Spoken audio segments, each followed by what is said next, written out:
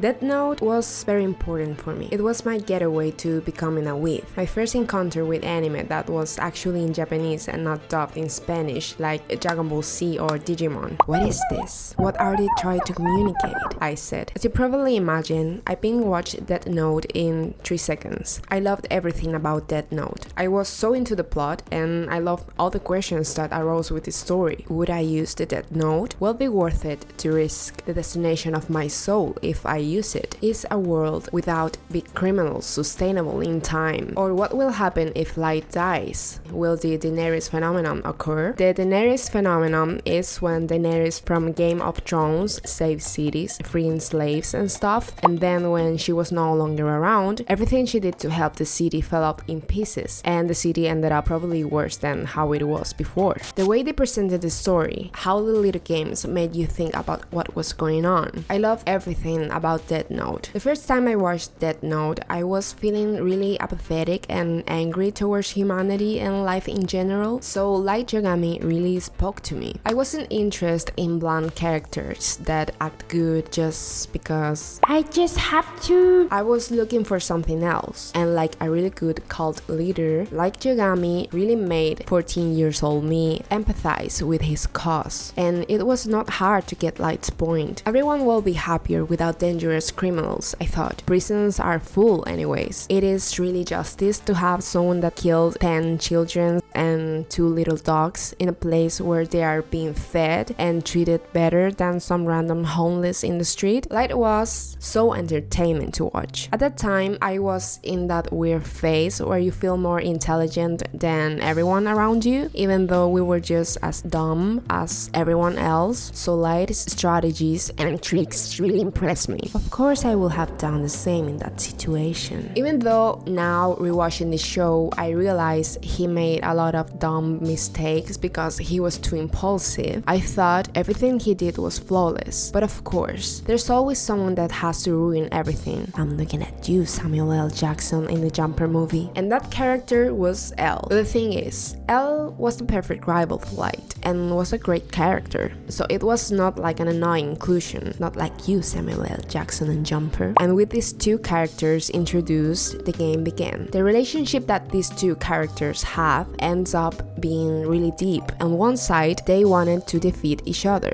to win the game. On the other side, both characters recognize the other as an equal. Maybe even as a friend?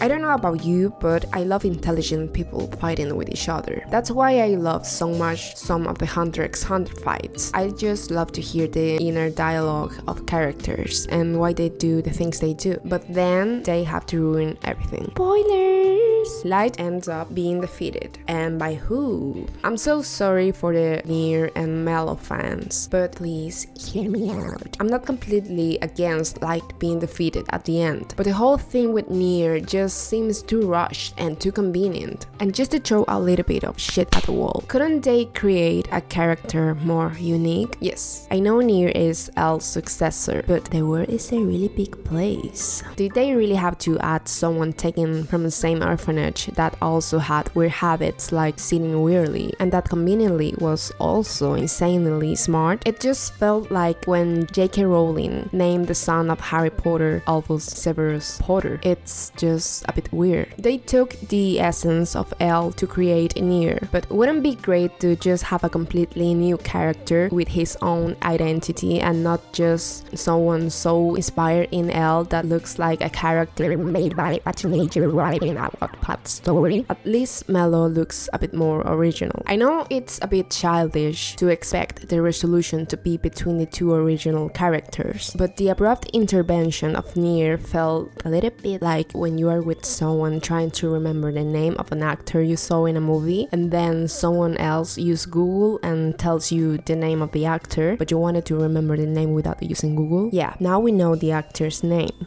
but where's the satisfaction? Why did you have to to ruin the things for us. The whole second part of the story seems messy and rushed. The idea that Light was getting cocky and that was losing his ability to think clearly was there, but the way they did it and the way Near won felt a little bit undeserved. Are you telling me they replicated every single name Light wrote and every single detail of the Death Note in one day? The end just made me feel empty. I know Light dying was probably the best way to end the story, but the fact that the plot made Light lose because he trusted an ally felt really weird and out of character. And probably something that Light would have never done in the past. At least he would have tried to think of alternative plans. He would have tried anything. I mean, he's been into plenty of stressful situations already, but no, he just laughed like a maniac, making sure everyone knew he was Kira, and then proceeds to get shot. At least we got one of the best laughs in anime, if you ask me.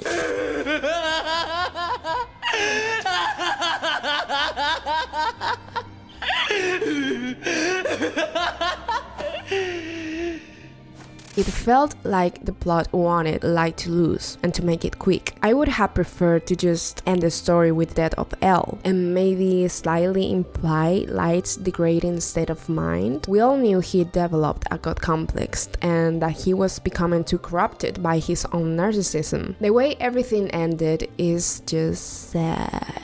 I wish they would have put a little bit more love into the ending, but we don't always get a satisfactory end that closed everything perfectly. I mean, after everything Alexander the Great accomplished, he died of fever or malaria, and Attila the Hun possibly died from an esophageal hemorrhage.